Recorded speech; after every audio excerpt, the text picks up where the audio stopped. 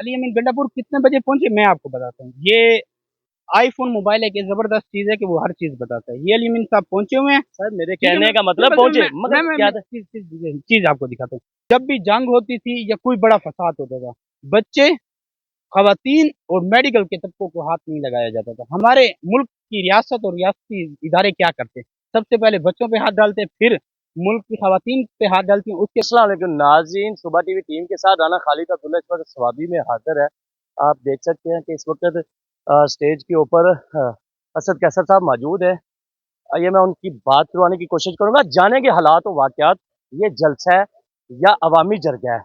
अगर अवामी जरगा है तो ये कितने दिन में और कितने हफ्ते तक ये अवामी जरगा कन्वर्ट रहेगा? ये अस्सलाम वालेकुम सर, कैसे हैं? मेहरबानी जी, मेहरबानी। जी असद कैसर साहब मेहरबानी कर गए हैं, बात करने की कोशिश की है उनसे, बात करने की उन्होंने कोशिश ही नहीं की, मेहरबानी कर गए हैं।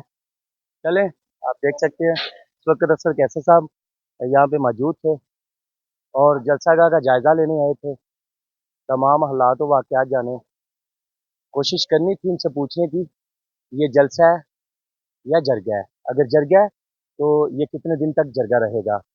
क्या इस जरगे से इमरान खान की रिहाई मुमकिन होगी? या इस जलसे से इमरान खान को फिर से फ़ायदा कोई हो पाएगा?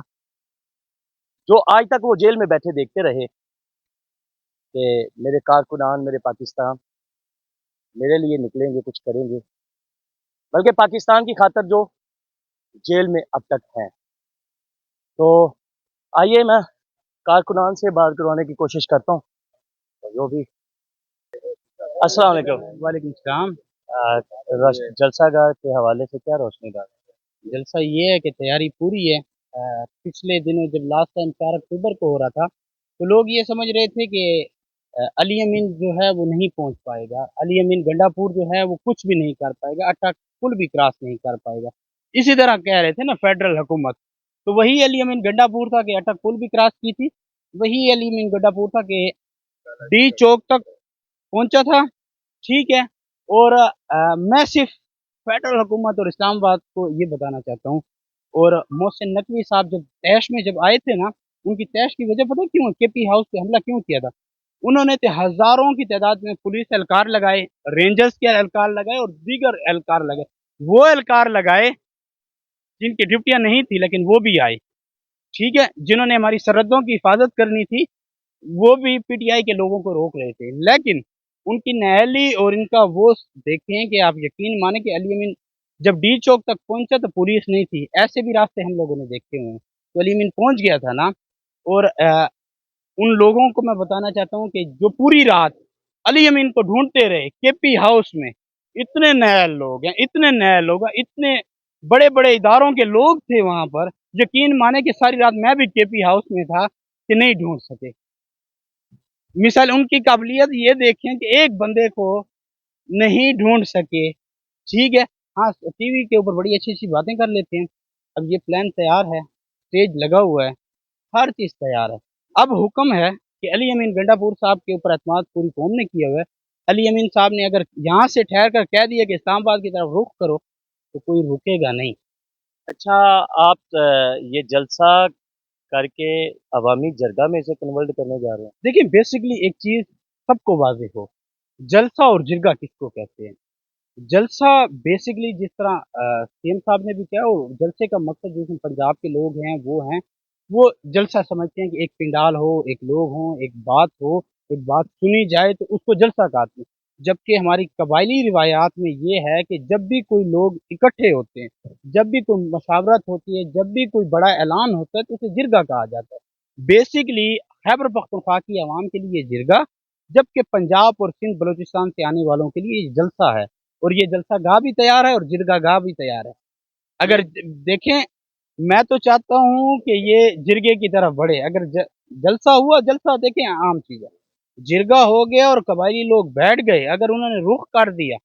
पिछली मरतबा तो कुछ रियायत की गई थी, इस मरतबा रियायत की गुंजाइश नहीं। क्योंकि मैं आपको बताऊं, एक दो चीजें तमाम तर पाकिस्तान से में अली अहमद गंडापुर साहब ने, मैं इस चीज का गवाह हूं कि कई पंजाब पुलिस के लोगों को रिहा किया, लेकिन हमारी पंजाब पुलिस बिलखसूस वो लोग जिन्होंने हमारे उन लोगों को पकड़ा, पता है किस लोगों को?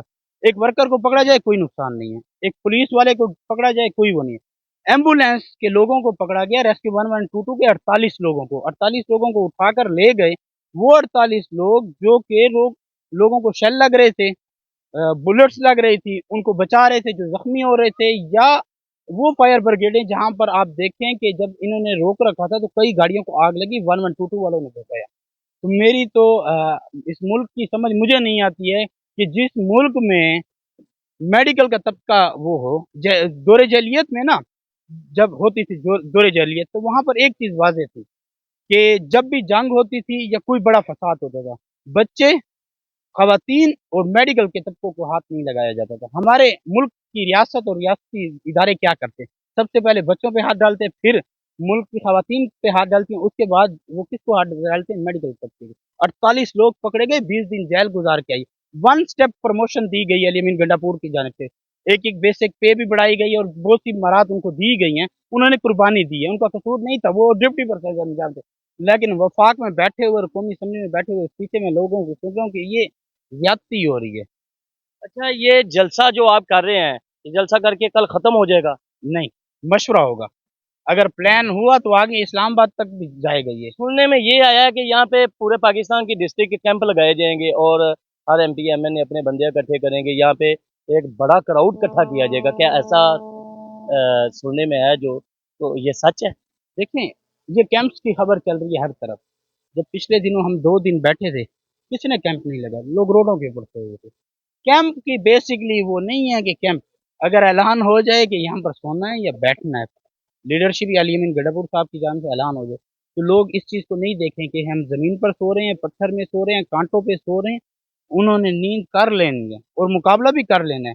वही पंजाब पुलिस थी कि आप लोगों के सामने थी, वही भाग रही थी। अच्छा, मुझे ये बताइएगा, मैं भी उधर ही था डी चौक में ही, तो आप चले ये वो ही बात कर रहे हैं।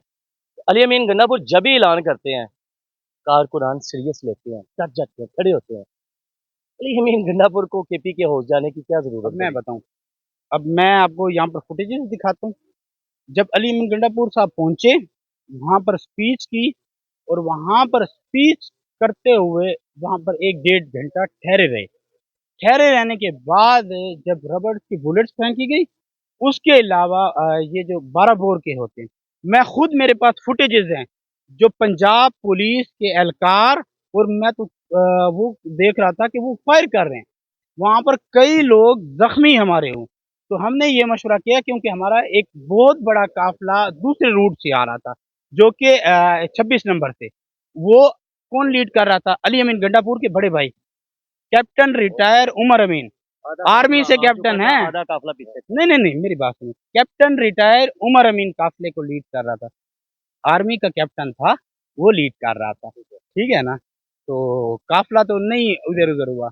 वो तो आपकी बात में बिल्कुल सच्चाई है कि वहाँ पे 4 नंबर कारतूस, लाल कारतूस चलाए गए, 12 बोर बंदूक के कारतूस सीधे फायर मारे गए, मगर ये तब हुआ जब अली अमीन गंडापुर जा चुके थे। मैं ये तब हुआ, उसके मैं बाद समझ गया, अल्लाह पाक की नुसरत थी, मेहरबानी थी, हवा चली, मैंने अपनी आंखों से देखा, रुख आंसू गैस का उनकी तरफ हो गया, बारिश आ गई, मगर वहाँ पे क्यादत नहीं थी, मैं माजरत के मेरी साथ। बात सुन, मेरी बात आपको ये दिखाता हूँ।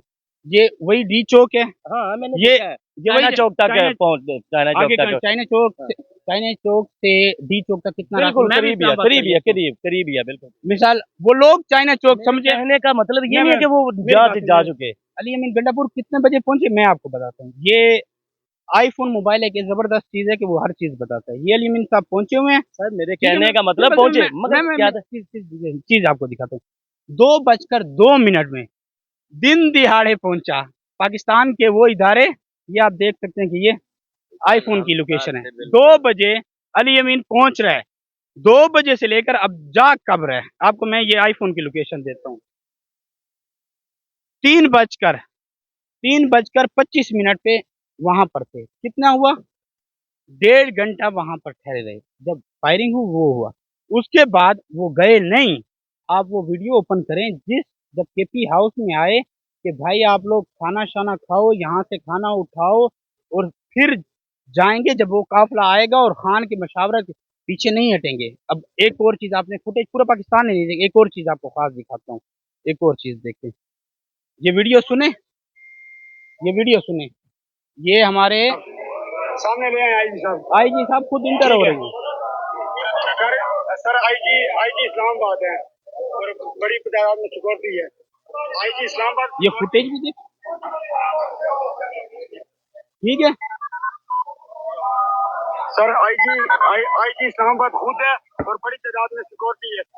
ये उस टाइम की है जब आईजी साहब इंटर हो रहे थे। मैंने अपनी आंखों से देखा जी चौक में खड़े होके बगैर लोगों के कवरेज किया, लोगों के बगैर।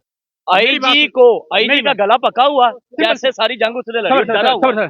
मेरी बात सुनो, सहमा हुआ, ये आप मैंने तो लोगों के बगैर कह रहे हैं, मैं कौन हूँ, मुझे आप नहीं जानते हैं और बहुत से लोग नहीं जानते होंगे।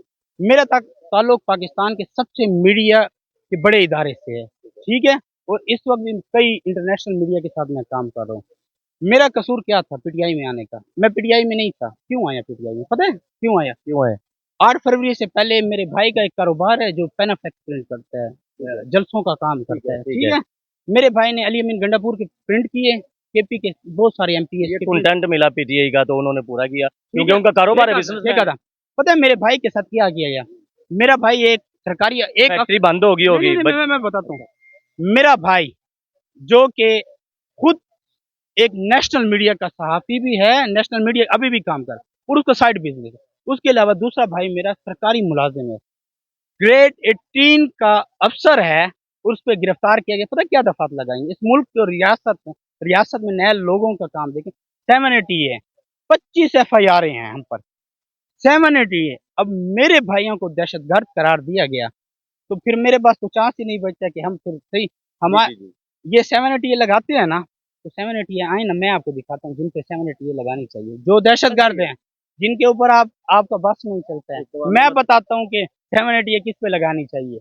आए, अगर दम है आए, अब आप आए, आपको मैं दिखाता हूँ कि 780 क्या कौन कौन सी दफात लगाते हैं। अच्छा, आखिरी सवाल के ये केपी के लिए कॉल है या पूरे पाकिस्तान के ये लिए? पूरे पाकिस्तान के लिए, जो भी आना चाहिए, जिरगा है, जलसा है, जो भी आना चाहिए, हर एक शख्स के लिए। क्या पंजाब से लीडरशिप इस बार कारकुनान को निकाल पाएगी या खुद सारी क़यादत आ पाएगी?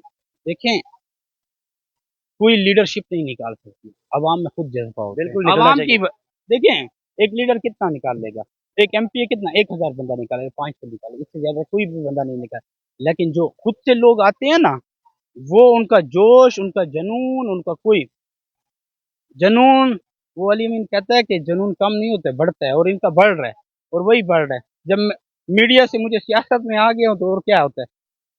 जी नाज़रीन किराम, पाकिस्तान तहरीक-ए-इंसाफ का ये जलसा, ये जरगा क्या इमरान खान की रिहाई का सबब बन सकता है?